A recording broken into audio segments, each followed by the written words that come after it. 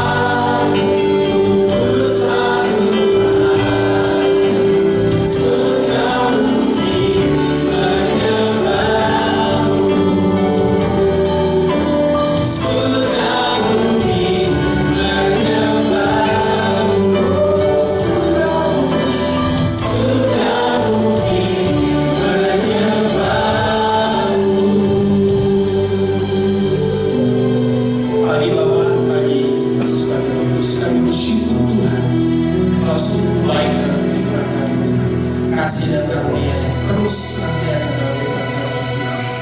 Pada kesempatan pagi hari ini Tuhan, kami datang kepadamu Tuhan, menaikkan rasa syukur kami melalui pujian dan penyembahan kami ya Bapa. Kiranya penyembahan kami bisa menyenangkan hati-Mu Tuhan. Kami juga akan siap Tuhan belajar kebenaran firman-Mu Tuhan. Bicaralah kepada kami lepas pribadi ya Tuhan, sehingga ketika kami pulang dari tempat ini kami mendapatkan berkat firman Tuhan. Di dalam nama Tuhan kami Yesus Kristus kami berdoa dan mengucap syukur. Haleluya. Amin. Sekarang dulu Bapak Ibu Saudara dikasih Tuhan Yesus Kristus. Ini saatnya kita akan memberikan yang terbaik untuk Tuhan, persembahan dan persekutuan kita. Panggilan memberi yang terambil dari Mazmur 96 ayat 8. Berilah kepada Tuhan kemuliaan namanya, bawalah persembahan dan masuklah ke pelatarannya. Hadirkan persembahan di dalamnya, kita naikkan pujian, hitung berkat.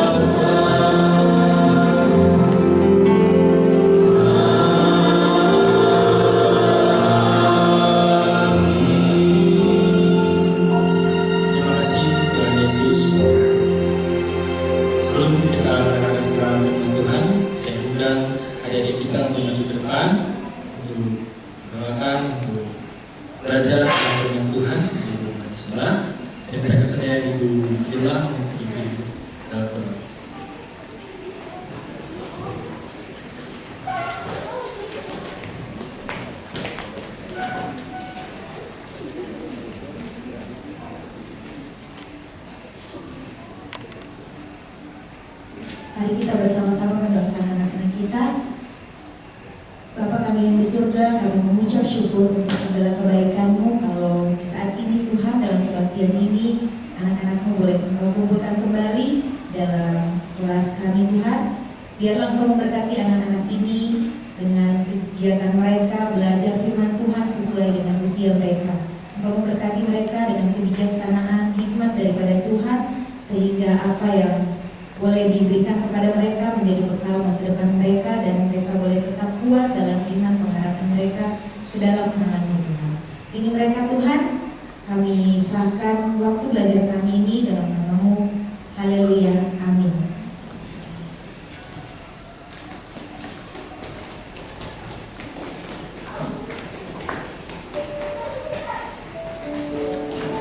Membaca firman Tuhan yang terambil dari Keluaran 17 ayat 11 sampai 13. Kita baca bersama-sama.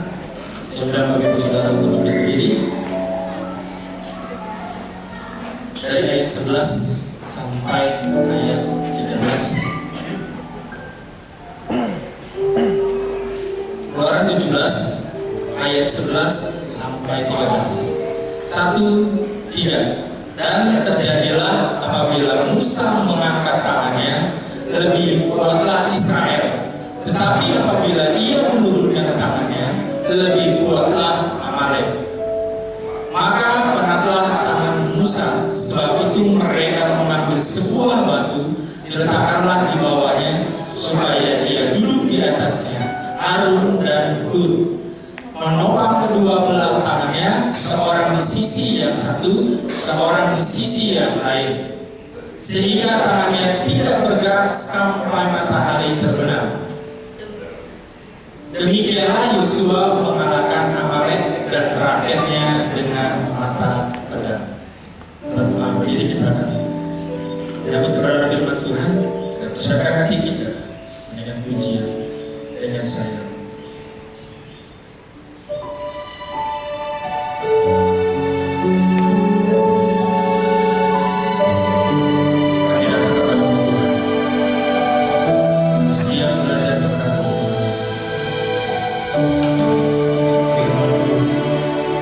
Bersamaku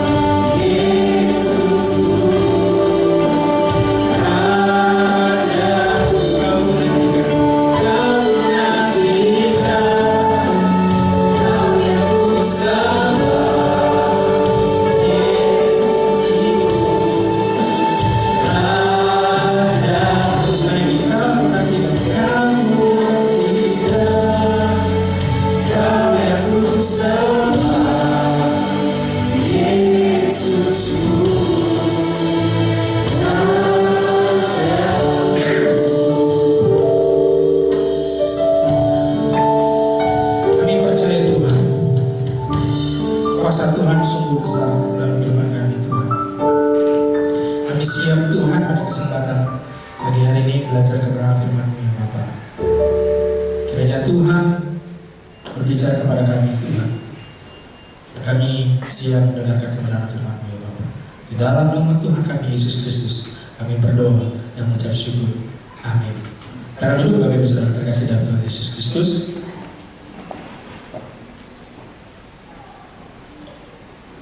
Shalom. Pada bulan ini kita belajar nilai gereja kita yaitu yang keempat. Masih ingat yang 3 nilai yang kita sudah belajar? Pertama F, family. Kedua A yaitu accepting atau penerimaan, dan S yaitu service. Dan sekarang di bulan 5 ini yaitu kita belajar bagaimana teamwork. Bapak Ibu Saudara terkasih dalam Tuhan Yesus Kristus, kita hidup tidak bisa hidup sendiri. Kita hidup berkelompok dan hidup bersosial. Makanya perlu adanya sebuah teamwork atau kerjasama. Tidak mungkin satu tim akan sukses kalau anggota timnya itu bergerak sendiri-sendiri atau bergerak sesuai keinginan hatinya. Kalau saya tanya Bapak Ibu Saudara, enakan hidup sendiri atau hidup bersama-sama atau berkelompok? Bersama-sama. Enakan ngurus rumah sendiri atau sama anggota keluarga? Sama anggota keluarga. Gak mungkin satu luas ada satu rumah begini kita kerjain sendiri, pasti berasa capek. Kemarin saya berkunjung ke rumah Pak Joko. Beliau ini bekerja sebagai penjaga villa. Itu villanya luas besar, luas banget. Saya tanya ke beliau, Pak, yang bekerja di sini berapa orang? Sekitar 9-10 orang ya Pak. Saya pikir kalau beliau dan keluarganya sendiri ngurusin satu villa itu luar biasa. Itu kira-kira luas bangunnya 2000 meter, bayangin Bapak Ibu Saudara, 2000. Saya pikir sendiri gak mungkin. Itu benar-benar luas. Makanya ada tim, ada bagian A, B, C, dan itu harus bekerja sama. Gak mungkin sendiri bagian A, ini sendiri. Itu ada kaitannya. Nah, kita belajar bagaimana mempunyai rasa kerjasama dengan baik. Kita baca firman Tuhan yang terakhir dari Keluaran pasal 17 ayat 8 sampai 13. Tadi kita sudah membaca ayat 11 sampai 13. Kita baca dari ayat 8 biar Bapak Ibu Saudara juga paham cerita firman Tuhan. Kita baca bersama-sama. 1, 2, 3. Orang Amalek datang dan menyerang orang Israel di Rafidim. Musa berkata kepada Yosua, pilihlah beberapa orang untuk memerangi orang Amalek esok. Aku akan berdiri di puncak bukit sambil memegang tongkat sebagaimananya yang disuruh Allah. Yosua melakukan apa yang disuruh Musa, lalu keluar memerangi orang Amalek. Sementara Musa, Harun dan Hur naik ke puncak bukit. Selama Musa mengangkat tangannya, orang Israel menang. Tetapi apabila dia menurunkan tangannya, orang Amalek pula menang. Apabila tangan Musa berasa letih, Harun dan Hur mengambil sebuah batu lalu menyuruh Musa duduk di atasnya. Sementara mereka berdiri di sisinya untuk menunjang tangan Musa. Mereka menunjang tangan Musa sehingga matahari terbenam. Dengan demikian Yosua mengalahkan orang Amalek. Jadi suatu ketika bangsa Israel menghadapi orang Amalek. Orang Amalek ini orang yang sangat kuat. Makanya di firman Tuhan dikatakan untuk mengalahkan orang Amalek itu harus bekerja sama. Ada dua hal yang kita akan belajar bersama-sama pada kesempatan pagi hari ini. Yang pertama yaitu harus memiliki tim dan tujuan yang tepat. Dikatakan ayat 9, Musa berkata kepada Yosua, apa dikatakan? Pilihlah beberapa, sedangkan rakyat bangsa Israel itu banyak. Bagaimana caranya? Yaitu Yosua memilih orang-orang yang tepat, untuk memerangi orang Amalek. Orang Amalek itu orang berkuasa besar, sedangkan orang Israel sangat biasa. Mereka harus benar-benar mencari tim yang tepat, tidak sembarangan orang yang dia pilih. Dikatakan pilihlah dari sekian puluh ribu orang, harus mempunyai tim yang benar-benar tepat. Karena kenapa? Mereka akan perang melawan orang Amalek yang luar biasa. Dan dikatakan lagi apa? Aku akan berdiri di puncak bukit sambil memegang tongkat sebagaimana yang disuruh Allah. Yosua sudah disuruh Musa untuk memilih orang yang harus yang tepat, sesuai bidang yang diperlukan, dan juga harus jelas tujuannya. Musa tidak sembarangan berperang hajar orang Amalek, tetapi sesuai tujuannya apa yang Tuhan suruh, memegang tongkat. Musa memegang tongkat, sudah mengasih tahu kepada Yosua suruh pilih, dia juga akan melakukan, yaitu memegang tongkat. Jadi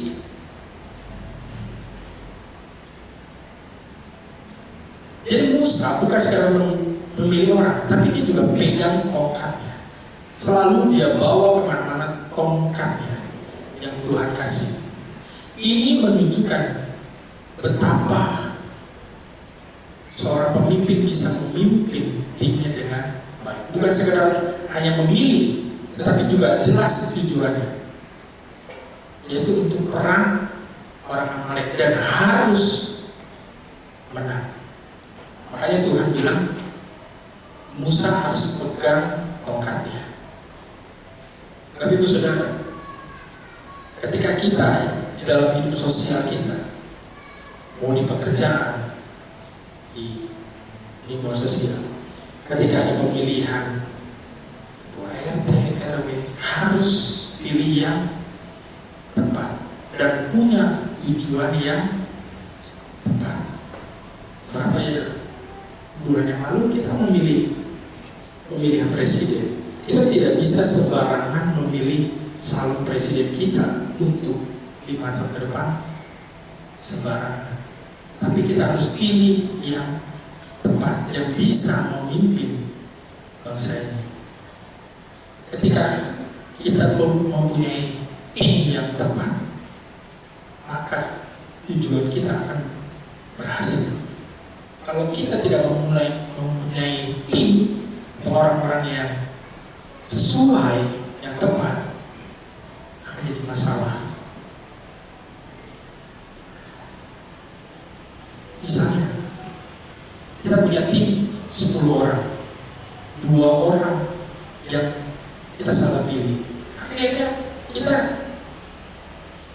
bahas ini itu segala macam, tujuannya tidak akan tercapai karena 2 orang ini yang kita salah pilih dan tempatkan sesuai bagian.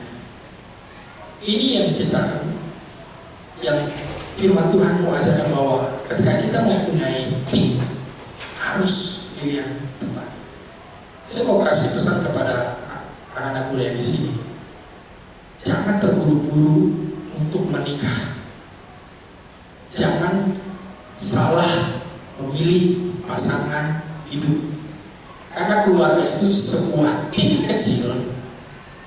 yang akan terus seumur hidup bersama-sama dengan kita. Tidak mungkin kita tiba-tiba baru nikah di mata, aduh Pak Pendeta, saya tidak cocok lagi sama suami saya. Pak Pendeta, saya tidak cocok lagi dengan istri saya. Karena firman Tuhan, pernikahan itu seumur hidup. Tidak bisa kita 5 tahun ganti. Itu mah untuk mengganti yang pemimpin. Ini dalam keluarga itu seumur hidup. Makanya anak muda jangan salah memilih pasangan hidup, karena itu seumur hidup. Kalau salah gimana pendeta? Ya nikmati proses itu, dan terus kita belajar untuk memperbaiki diri kita dan mendorong pasangan kita untuk berubah. Bisa nggak? Bisa. Jadi kalau masih berpacaran, kenal, sering ngobrol, sering berantem. Karena dari berantem kita akan tahu karakter dan sifat pribadi pasangan kita. Makanya di sini dalam segala aspek kita juga harus benar-benar memilih orang atau tim yang tepat. Ketika kita sudah memiliki tim atau orang yang tepat, maka kita akan punya tujuan yang tepat, dan semuanya ini akan berjalan dengan baik. Tujuan akan tercapai. Hal yang kedua yang menarik dari kesempatan pada pagi hari ini yaitu memiliki pengorbanan yang tepat. Dikatakan di ayat 11 dan 12, dan terjadilah apabila Musa mengangkat tangannya, lebih kuatlah Israel. Tetapi apabila ia menurunkan tangannya, lebih kuatlah Amalek. Maka penatlah tangan Musa, sebab itu mereka mengambil sebuah batu, diletakkanlah di bawahnya, supaya ia duduk di atasnya. Harun dan Hur menopang kedua belah tangannya, seorang di sisi yang satu, seorang di sisi yang lain, sehingga tangannya tidak bergerak sampai matahari terbenam. Saya minta 3 orang laki-laki untuk maju ke depan. Boleh? Yang merasa laki-laki atau tidak ada di sini semua perempuan? 3 orang. Oke, satu lagi.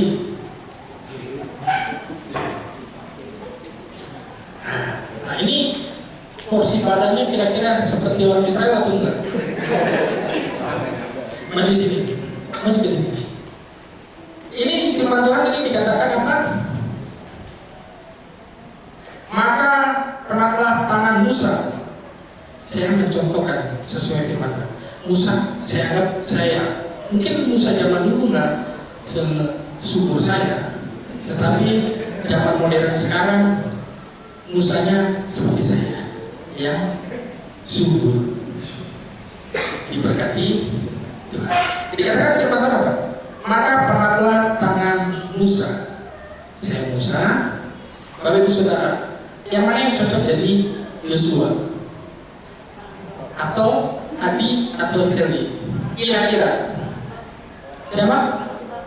Atau Yosua. Berarti Hur dan Harun. Oke. Dikatakan apa? Maka penatlah tangan Musa, sebab itu mereka mengambil sebuah batu. Di sini nggak ada batu yang besar. Kasihan.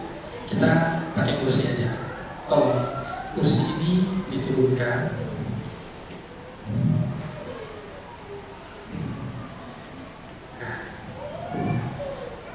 Dikatakan penatlah tangan Musa, sebab itu mereka mengambil sebuah batu, diletakkan di bawahnya, supaya ia, yaitu Musa, duduk di atasnya. Jadi duduk. Terus katakan apa? Harun dan Hur menopang kedua belah tangannya. Silakan. Mana Hur? Kiri dan kanan. Hur dan. Jadi saya begini nih. Nah, pegang. Selanjutnya, nah Yosua tadi sebagai pemimpin perang. Nah, mana?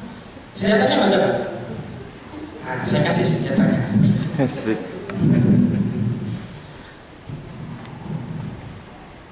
Nah, ini senjatanya. Zaman dulu kan pedangnya nggak modern. Saya juga harus menyesuaikan. Nah, anggap ini. Sekarang kamu kan komando berperang. Kalau berperang seperti apa coba? Ayo. Kenapa kamu berperang? Bingung. Ini, gitu. Coba. Bingung. Masa perang? Ya, musuh nggak akan mati, benar nggak? Semangat dikit. Coba, sangat dikit. Yuk. Cocok. Nah, kamu tugasnya kan berperang. Berperang itu nggak boleh berhenti. Jadi kamu begini terus. Iya, gitu terus ya. Oke? Tadi kan sudah bilang, Musa capek, penat, diangkat tangan. Furdan harus megang. Ayo berperang. Saya dulu. Nah, terus, jangan berhenti.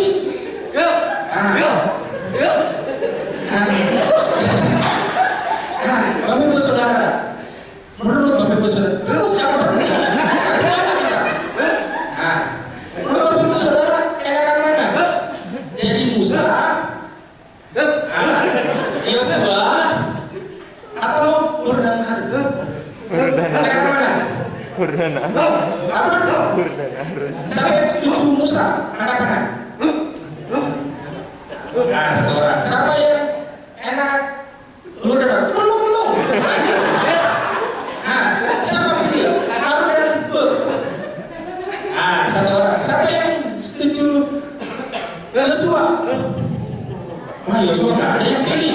Kasihan loh. Lebih banyak Yosua. Bapak Ibu Saudara, bayangkan ketika pulang nih Hur dan Harun ketemu anaknya.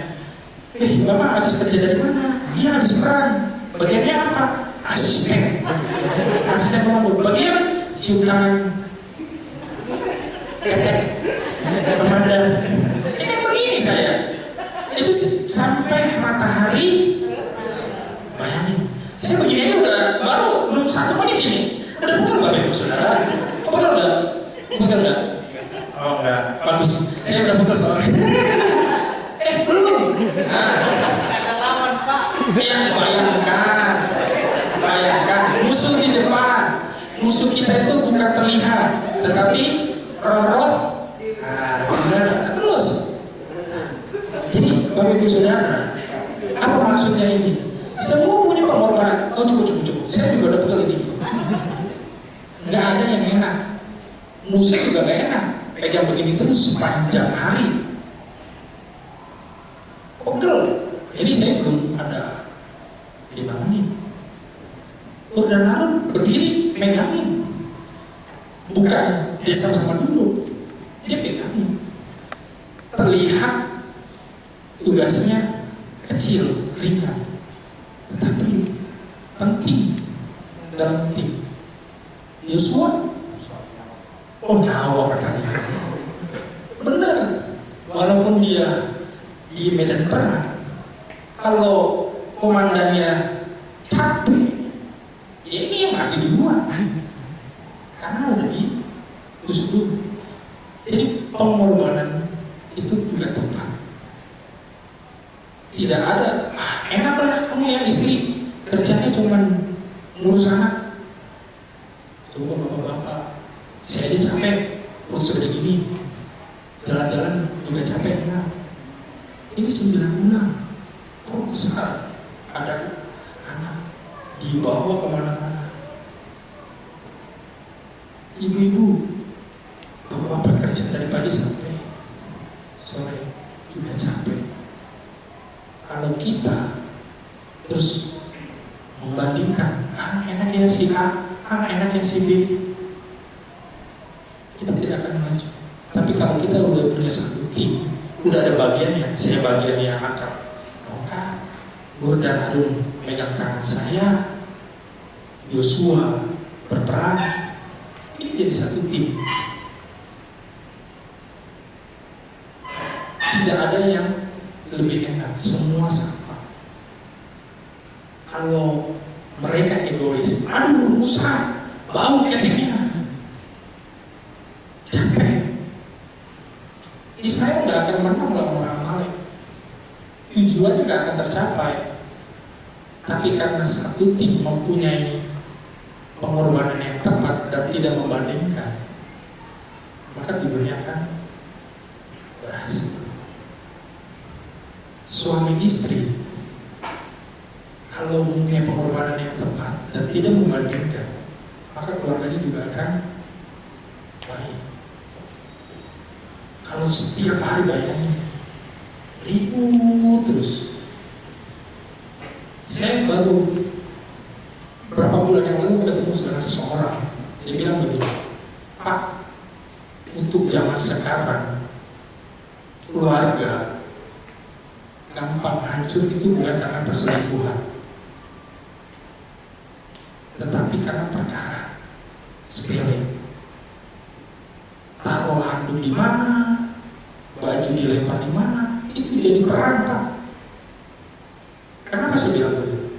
Saya alami, Pak. Nikah udah hampir 7 tahun, hanya ada perkara sederhana. Istri langsung bilang, udahlah, kita pisah. Istrinya pulang ke keluarganya. Terus anaknya diajak. Sebulan pertama santai, bulan kedua anaknya mulai, kok papa gak pernah pulang, kok gak bersama sama kita. Mamanya bilang, ya papa sibuk kerja. Mulai minta telepon papanya, papanya akan diajak anaknya ke rumahnya. Terus ditanya lagi, Pak, kok kamu gak pulang-pulang?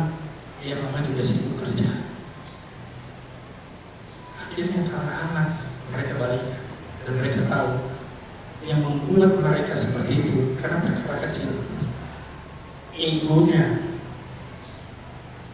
Saya bilang ke mereka begini, ego tidak bisa hilang. Ego tetap ada di dalam diri kita masing-masing, tetapi menempatkan ego dan mengontrol ego itu yang paling penting. Karena ketika kita lagi ribut, ego kita juga ada. Istri kita lagi bawel, laki-laki pengen ngomong, tapi karena kita bisa mengontrol, bisa menempatkan ego kita, maka tidak akan jadi besar. Pengorbanan itu juga harus tepat, dan kita tidak boleh membandingkan pengorbanan satu dengan yang lain. Seperti tadi, Yosua memang terlihat pengorbanannya lebih besar. Dia bahkan sampai mati. Kami bertiga tidak mati. Kami ada di atas bukit.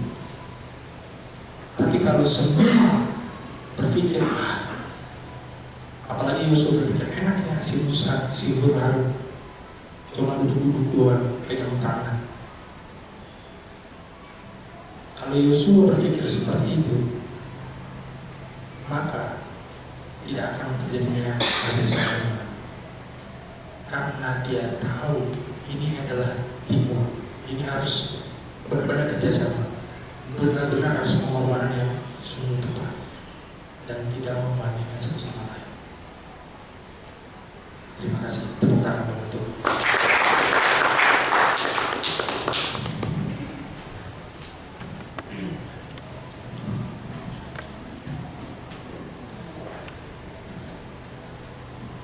Bapak Ibu Saudara.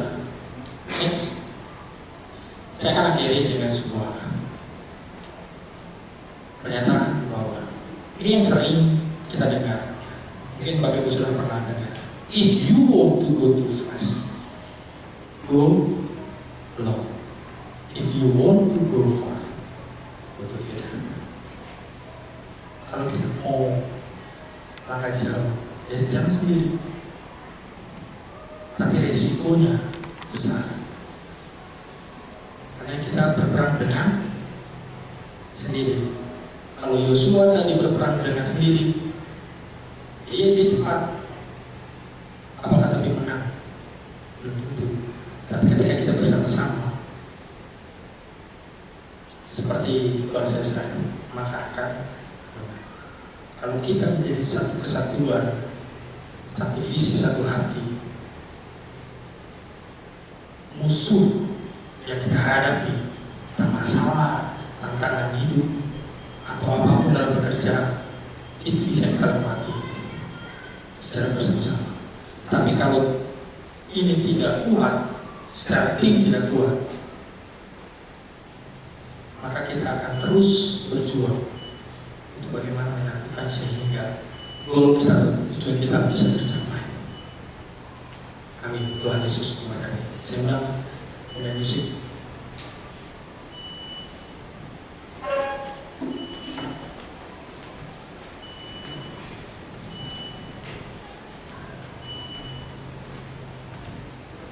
Kita datang kepada Tuhan, merendahkan diri di hadapan.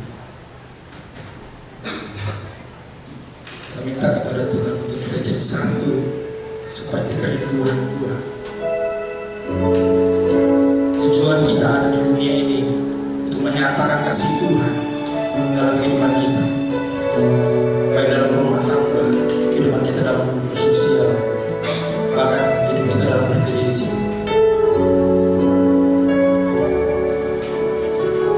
Kami rendahkan diri di hadapan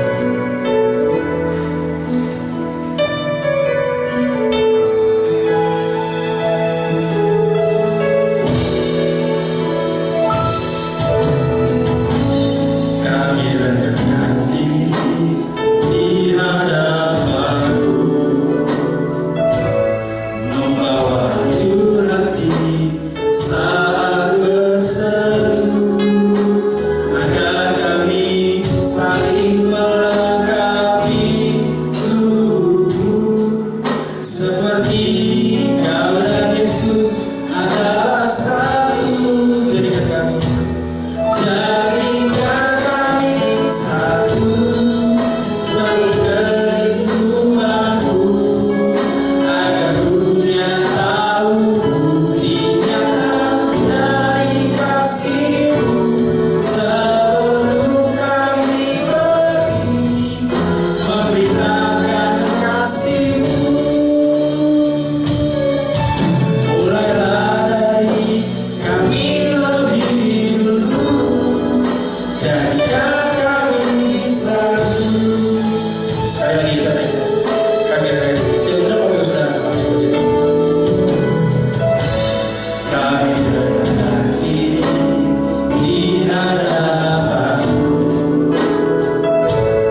membawa hancur hati saat berseru, agar kami saling melengkapi tubuh, seperti Kau dan Yesus adalah satu. Jadikan kami satu, seperti kerinduan-Mu, agar dunia tahu bukti nyata kasih-Mu. Sebelum kami pergi memberitakan kasih-Mu, mulailah dari kami lebih dulu, jadikan kami satu. Jadikan kami satu. Jadikan kami satu. Ini kami Tuhan. Kami diingatkan Tuhan, bagaimana kami bisa jadi satu dalam tubuh Kristus Tuhan. Kami mempunyai tujuan-tujuan dalam kehidupan kami Tuhan, yang ingin kami capai. Kiranya Tuhan membantu kami menemukan orang-orang yang tepat yang bisa bersama-sama dengan kami untuk mencapai tujuan kami, Tuhan. Baik dalam keluarga kami, Tuhan, dalam kehidupan sosial kami, bahkan dalam pekerjaan kami, Tuhan. Pakai kami, Tuhan, untuk bisa menyatakan kasih Kristus dalam kehidupan kami, Bapak, sehingga dunia melihat kami, Tuhan, dan mereka merasakan kasih Kristus dalam kehidupan kami. Jika kami masih mempunyai ego yang kuat, Tuhan, biarkan kami, Tuhan, untuk mengontrol diri kami, mengontrol ego kami, dan bisa menempatkan ego kami tempat yang tepat, sehingga kami bisa jadi satu, Tuhan.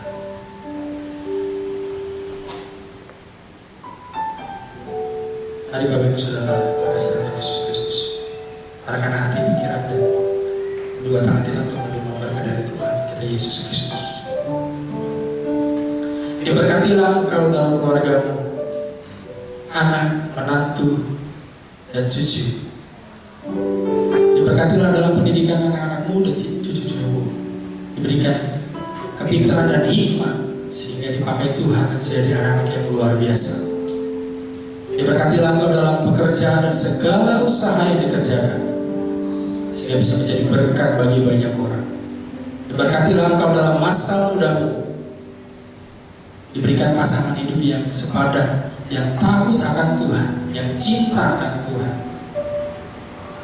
Mula-mula dengan kasih, sukacita, dan damai sejahtera dari Tuhan kita Yesus Kristus sampai menjemput kita yang kedua kali.